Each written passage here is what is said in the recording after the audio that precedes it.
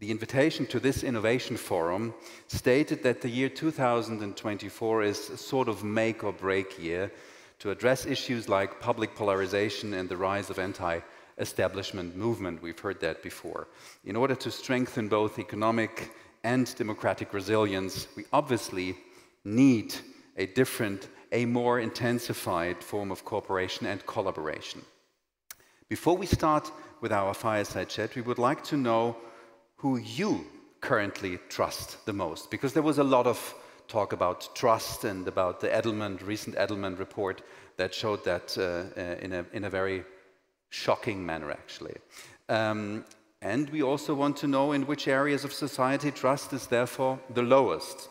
So we ask you this question now. We don't ask it at the end again because we're running out of time, but who do you trust the most today to ensure the success of the agenda reform needed to make our societies more resilient, more climate change proof, and prosperous? So is it the media? Is it political parties, artists, entrepreneurs, tech moguls? I mean, I don't want to manipulate you with my face expression, but I don't think you're in favor of the tech moguls. No. Trade unions, scientists, innovators, young people. Who do you trust most? So, scientists and innovators. I think it's coming down to 93, 92%. A question for all panelists. Helle, maybe you want to start. Given this auditorium is probably not necessarily a reflection of the whole society, are you surprised by the result? No, I'm not at all, actually. I think this is a reply that most people would give these days, because I say the levels of trust are so low for politicians, for media. No one trusts anything, but we do trust innovators and scientists. My worry about that, and I didn't have time to talk about that, is that even trust in new innovations, the digital area, AI, for example, that has also become divided. We thought, like, can we not find one area where we're not so divided? But even that area is divided. And if you look at the States, for example, I think it's more in the US, this is something where the right wing is extremely skeptical towards innovation and everything new that happens in the digital space, where that has a clear tendency for the right wing to be more skeptical. So I don't know where this audience comes from. Maybe it's European, but if we had done the same question in the States, I think we would have gotten a political divide even on that issue. Thank you. Cornelia, do you agree, or you want to? Yes, I think the most worrying phenomenon is the erosion of trust in all of these categories. But let me bring a little bit of optimism and break it down. What we know about the trust in scientists is that it is strongest, and that is a slim line of hope for me, because it means we can still anchor our discussions in at least something, and I'll talk about why we should be worried, but that is a good sign. It's competing with people who are like me. People trust most scientists and people who are like me. My worry is that people who are like me, especially with social media, might one day become stronger than scientists or innovators who produce new things. But let me also say something about politicians. So in general, people do not trust politicians, but you can break it down into different political offices. And what we find is that people do trust politicians at the local level. Mayors are the most trusted political office holders. National politicians are distrusted. So what we see is you can overcome this reserve or this distrust in politics if you come closer to where people work, where they have interactions.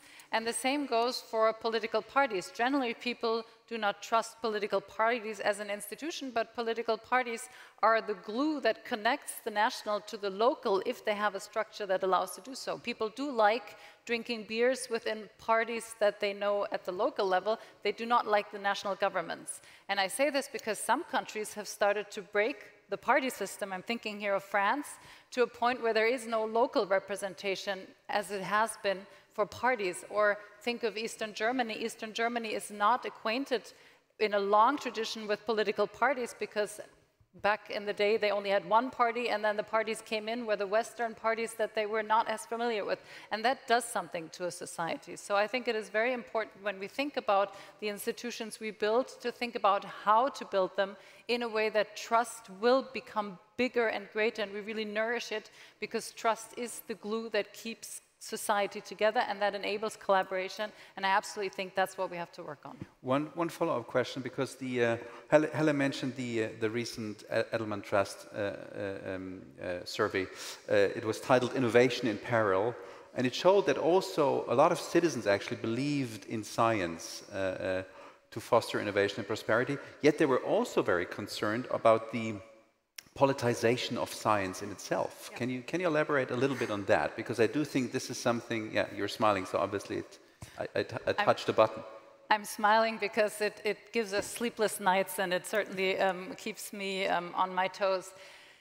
Science, the production of knowledge is becoming increasingly politicized. We've seen this most around the discussion of climate change, where all of a sudden a discussion that scientifically was almost resolved, which never happens in science, became politically a yes, but debate. And that is dangerous. We saw it more than everything else in the pandemic, where all of a sudden scientific knowledge became up for debate, and I've seen something else on Google, and maybe there is a different truth out there. So this era of post-truth is really a recent phenomenon that is very worrisome, and that also, and that's why I have sleepless nights, directs itself against universities as a breeding ground for specific worldviews rather than scientific knowledge. And it is absolutely vital that we defend a space for universities as the production and transmission of knowledge, and not a political battleground or part of a cultural war. And I would say the same thing goes for media, because media also produces knowledge, and we see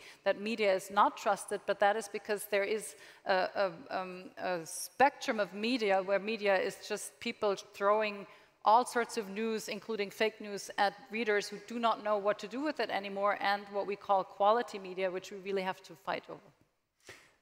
You know what's kind of funny? While you spoke, trade unions really gained some strength. Yanis,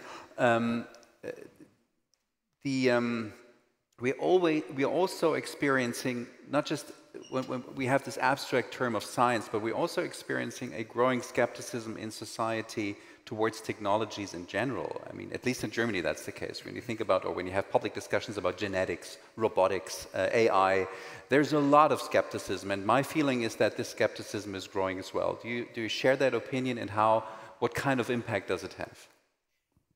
Along the same lines as Cornelia, look, people trust science.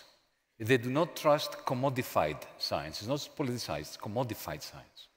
It depends on who pays your bills as a scientist.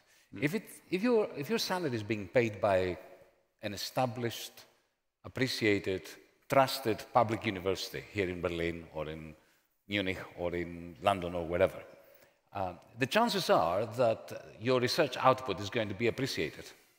But if you're being, let's say, embedded in OpenAI, working for Mr. Altman today, watching the shenanigans that are going on in that corporation to turn it from a not-for-profit into a for-profit AI generator, then suddenly you worry, and I worry too. Yeah, that was kind of the breaking point. These fantastic algorithms, which have a superb power to improve our lives, can be weaponized in order to extract rents from us, from companies, from our societies. So it is the commodification of science, is who owns the power to force science to do things for them that gives them enhanced extractive power over the rest of society. That's an interesting point to make that differentiation. A question to you, Helle, as the former politician on this panel. During your time in politics, how did you experience the public mistrust when it came to the regulation of new technologies? Well, is it the same in Denmark as it is here in Germany? Yeah, I mean, I followed this discussion for a very long time, and now I do Meta's Oversight board, which is basically Meta's watchdog in terms of their content on their 3 platforms, Threads, Facebook, and Instagram, which is very, very exciting, because every day we take decisions about what is the cross point between free speech, which is a human right, and other human rights, like safety or that I should live without harm to myself and other human rights. So that is what, and it's very difficult to do content moderation, so that's what we do every day. And of course, we experience, I mean, the tech moguls, which is like also a brutal name, tech moguls doesn't even come up there. And I think it is interesting. I mean, I'm not so scared about tech, and I love AI, and I think there's so many opportunities in AI. I can also see the negative sides, but I think the opportunities in AI are just amazing in terms of health, and us generally gathering information about a lot of different things. But let's leave that be. But I think the interesting thing is that all of us in this room, or most of us in this room, will today have used tech for something. We would have been on LinkedIn, we would have been on Instagram, we would have been on Facebook, something, we will have used something. So the interesting thing is, and I think that goes to a little bit of what you were saying, that if I'm on Instagram, I'm on LinkedIn, I actually trust what I'm seeing there. I trust what I'm doing myself, my own post. I trust the people I follow. I have a circle of trust in that space. And I think that underlines that trust has, in all aspects, gone local. We trust people that tell us something. If you tell me that there has actually been a man on the moon, I trust it. But if someone out there tells me, I might think it's a conspiracy theory. This is actually something that happens. So trust has gone very local. And what I think we have to do with tech is regulate tech. Of course, we have to regulate tech. But we also have to find a balance. So we also, in Europe, because we're not very good at it, try to use the market mechanisms to get the most out of all the new tech innovations that we're seeing. And politicians, again, I think politicians in Europe has been very quick to talk very negatively about tech moguls. I mean, I do think we have to be careful, because if we are using this language about tech, and again, othering tech, we will not be able to regulate in a positive way, and we will not be able to also be part of an innovative platform in Europe. Thank you. Let's get back to a point Cornelia has raised, and that is what I think is particularly interesting, and that is kind of the huge gap between local politicians, whom we trust, and let's remind ourselves, trust as a prerequisite for collaboration, or the ability to cooperate better, in a better manner, and on the other hand, politicians on a national level, where there is, I wouldn't say necessarily distrust, but more distrust than on the local level. And in that respect, let's talk a little bit about the role of the media, because now we have the media here by 10%, so obviously nobody trusts the media, or 90% don't trust the media as much as scientists and innovators. I would normally say that the role of media is kind of they forge a relation between the people I don't know, politicians on the national level, and I get to know them better through media. What could be the role of the media in the future for a constructive togetherness? You mentioned, sorry to add something, you mentioned the beer aspect. Of course, I cannot go for a beer with Yanis Varoufakis while he was finance minister of Greece. However, media create a relation, create a picture of somebody that I might trust more. So let me maybe start with saying that media is, of course, essential because it allows to circulate information and transmit knowledge. But the problem is that media as a category is a lot of different things. And we live in an age where it's not the lack of information that makes us suffer, it is the oversupply of information. The overload. So as a society, what we have to learn now is not to trust the media, it is how to consume the media and to divide into what we don't want to consume and what is actually worthwhile knowing. And that is a little bit like the way we have to deal with food. We always think, you know, you just eat well and then things will be fine. And there's such an overproduction of unhealthy food that we know now we have to teach our children how to eat well, what not to eat, how to navigate in this space where there is an overprovision. It's the same with information, and it's the same with media. We have to already teach our children at a very young age, and I think this is school and even preschool material, where do you take your information from? What type of information is good? What is bad? What is just there to amuse you? We know that we have today mechanisms that are regulated by an economy of attention that just respond to what makes us feel good and click more. And if we click more, we don't get better information. In fact, we get a lot of junk. And the terrible news that we have in this moment of crisis, you mentioned the wars that are currently really shaking our societies and dividing us. Wars are a terrible time for the provision of media because it is very hard to get good information about a war zone.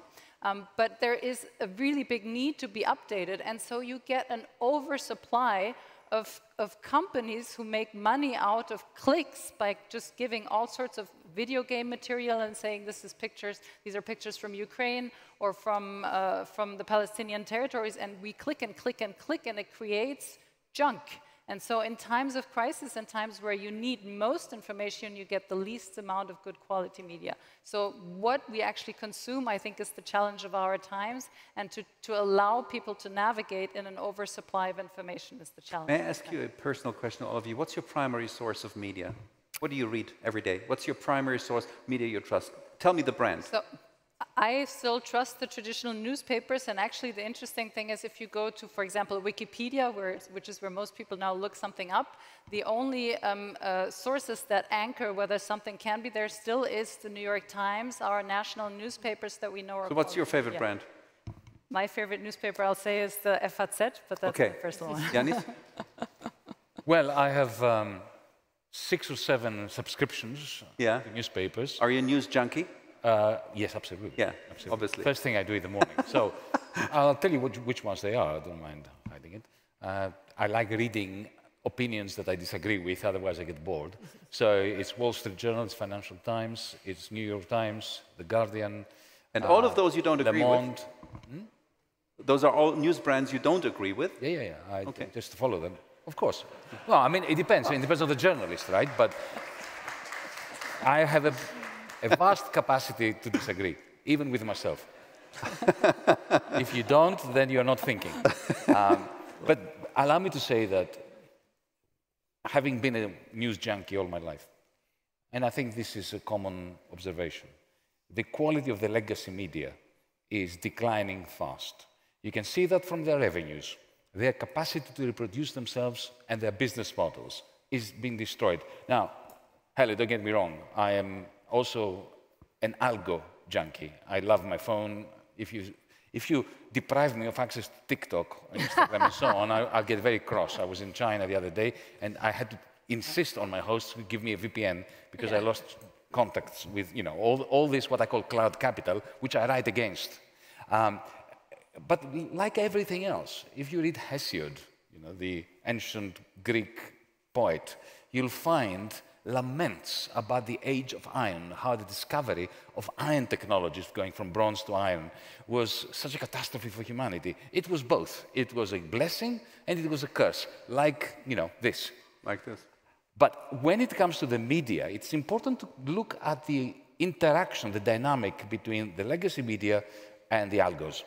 Because what the algos did, take Meta, take Facebook, for instance, but not just Facebook, TikTok now, they gave publishers, newspaper owners, an amazing capacity to make money out of chopping bits and pieces of their news and feeding it through Facebook, through Google, and so on. And then once they grabbed them and the business model shifted from selling papers at the newsstands to making money on Google and Meta, then they had them. And then they downgraded them. And then they extracted rents from the New York Times, from the Financial Times, and so on. And therefore, it depleted the legacy media. And now you have a situation where the vast majority of people under 30 are not like us. They don't read the legacy media. And what what worries me is this. It's not so much the good people who I'm sure are trying to do the best to moderate what's on social media. My problem is that these companies, the business model is based on keeping us angry. Because the only way of ensuring that we spend the maximum amount of time on, let's say, Twitter, X, is anger, is for us to be angry at the people that we are responding, or wanting to elicit anger in response to our anger. So it's not so much, I don't care whether Elon Musk owns it or not, even though I'm not very enamored of him. I mind is a business model where the coders, the scientists, who are very smart people, instead of coding to optimize the social benefits from these amazing technologies, they code in order to prime the algorithm to keep us angry and therefore to poison our democracies and our conversations. And that is the great issue about not AI, but these algos. And the question then is, how do you regulate that? And I don't think you can. Because I don't think you can regulate it. What regulation can help. So for instance, imposing interoperability on X and on Meta, that is allowing you to take your followers, your data, your pictures, your videos, and go to another platform. That would be a very important regulation, but it's not enough, because we need to have ways of knowing how they are being coded. One result of that... Can I just sorry, yes? Yeah. No, go ahead. No, I think it's important because there is a big difference between making us angry and keeping us engaged. Everyone wants to have their clients, their customers engaged. That goes for newspapers, that goes for TV stations, that goes for Netflix. Everyone wants us engaged. When you put on something in Netflix, once you finish the series, they'll say, this is the recommendations we have for you to watch next, because they want us engaged. This is what we call the capitalist market. That's how it works. People want us to buy more. We all have to try to regulate how much we buy, what we buy, and have some self-regulation. So the social media, and allow me to disagree, they don't benefit from us being angry. They benefit from us being engaged, because what they sell is advertising. And they actually don't want us constantly in a stress of anger. They want us just engaged.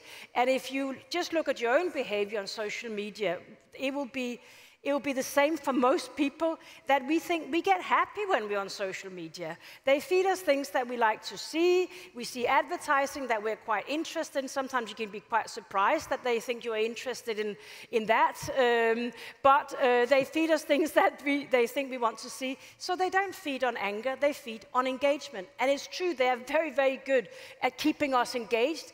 And we as people have to take responsibility for how long we're there. But I actually don't agree that they feed of us being angry, because there's no money in anger, there's money in engagement.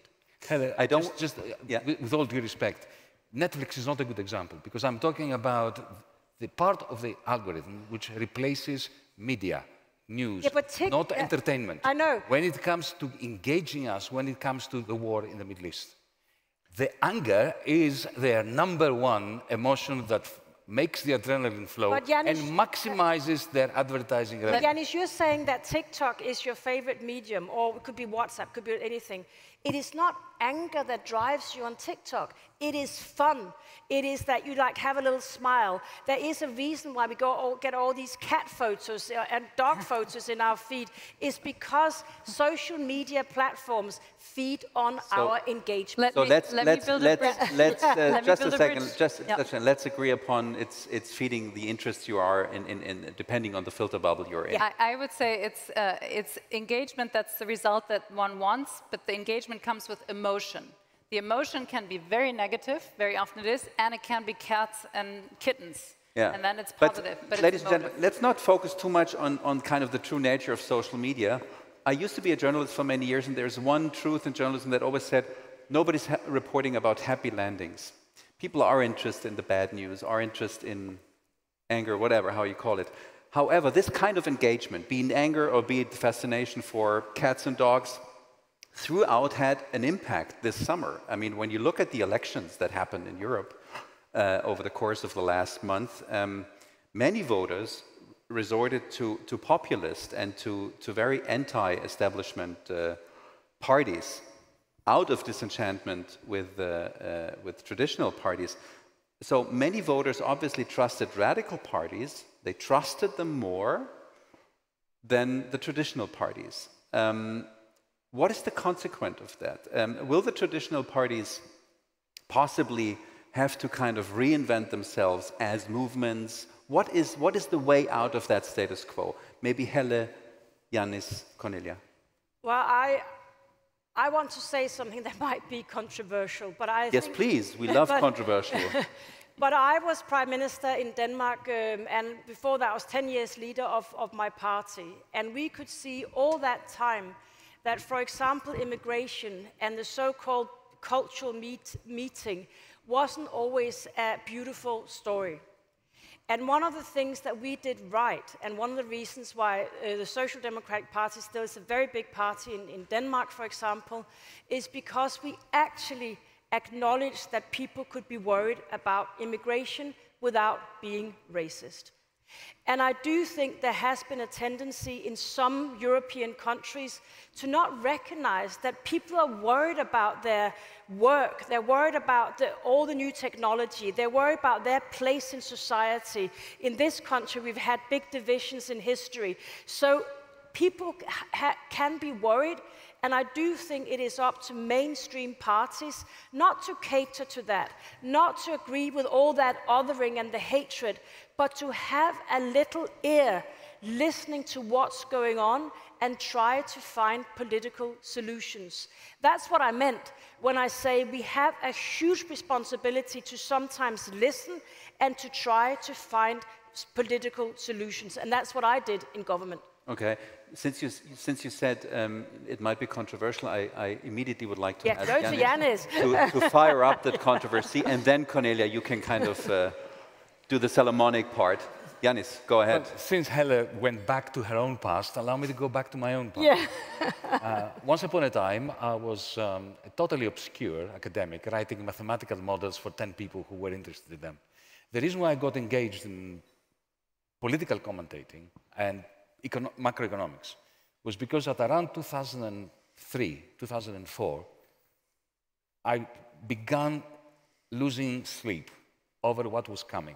I could see the debt overhang in the United States. I could see the exorbitant money printing of the Wall Street bankers, how that was infecting the banks in Frankfurt, the banks in Paris, the banks in... And I could see a new 1929 coming. And I started writing about that in 2006. And then our generation's 1929 hit. And that was in the year 2008. Again from Wall Street, again Europe was felled by this tsunami that came from the Atlantic. And again, our politics, the center didn't hold. We failed to rise up to the massive lack of investment which I was talking about in my almost, in my keynote. That was close. Okay, and what happened after 1929? The center didn't hold. Our governments failed, both the social democratic governments and the, what was equivalent back then, you know, in the Weimar Republic, the center-right governments. And who were the only ones that managed to harvest the discontent from that crisis? The xenophobes, the racists, the fascists. And I could see this coming. And I remember in my first meeting, since I'm in Berlin, and I might as well mention that, in my first meeting with Wolfgang Schäuble, I said to him, look, I know you don't like me because I'm a left-winger, but at least we are Democrats and we're pro-European. If you crush us, what will happen is the fascists are going to rise. Not only in my country, but in your country as well. What did he say? Because something about East Germany, but does not. But I take a more political economic view, because this is my background. I genuinely believe that 2008 was, to our generations, what 1929 was then. And it is, of course, history never repeats itself, but it rhymes. And now we see exactly that. We see stagnation. We don't have the very severe crisis, economic crisis that we had in the 1931, 1932 in Germany under the Weimar Republic. Why? Because the central bank printed 11 trillion euros, and like cortisone, it made the patient feel better, but not cured the cancer under the skin. And this is why I made the statement. Helle, I also used to believe, and I still believe, that 10 years ago there were solutions without federation. Today, we've missed that boat, at least in the Eurozone. But can you agree on the main point, what Helle said, and that is, in my view, that within this editorial society we're living in, where everybody is not just a receiver of messages, but also a sender of messages, that listening is a very integral part of politics, and it's not listened enough out there. Can you agree with that? Of course. But listening is one thing. Simply reflecting as a mirror the prejudices of your voters is another thing. And I do believe, ladies and gentlemen, that we Europeans are culpable. For 1,000 years, we've sent migrants to the rest of the world, some of them armed, to destroy other peoples, like the Incas and so on, and the Aborigines in Australia. We populated the world. Emigration was our God-given right for 1,000 years. Now all that has happened is we are getting older as a continent compared to Africa and Asia and so on. We are also responsible for wars that uproot people from there. We need people to come to Europe, but we are, instead of creating safe passages for them to come, for the people that we need to come here, due to our demographic problems, we are erecting borders and we are playing to the gallery of the racists and the xenophobes that are gathering strength after our generation's 1929 in 2008. So, Cornelia, you're in a very, in terms of a discussion and panel discussion, you're in a very privileged situation now. We have 50 seconds left and you have the last word. So please go ahead.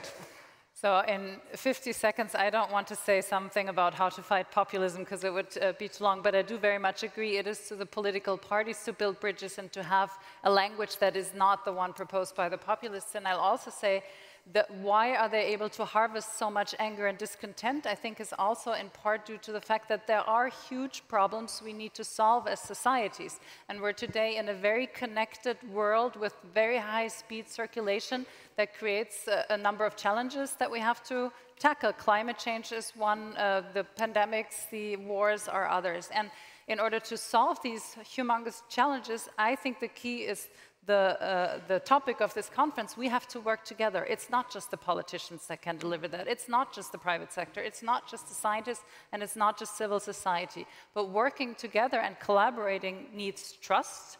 I invite you to work with somebody you don't trust. It's quite a ride. But in order to work well together, it's also respecting what everybody contributes. It's not for business to, it's not for politics to tell the business leaders how to run their business. It's not for the business leaders to tell the scientists what knowledge to produce. And it's certainly not for the scientists to tell the politicians how to make decisions about collective action problems. So if we build on all of our strengths and then we listen and work together, I think we can solve a lot of the important problems. And yeah. Cornelia Woll, Helle Thorning-Schmidt, Yanis Varoufakis, thank you very much. Thank you very much.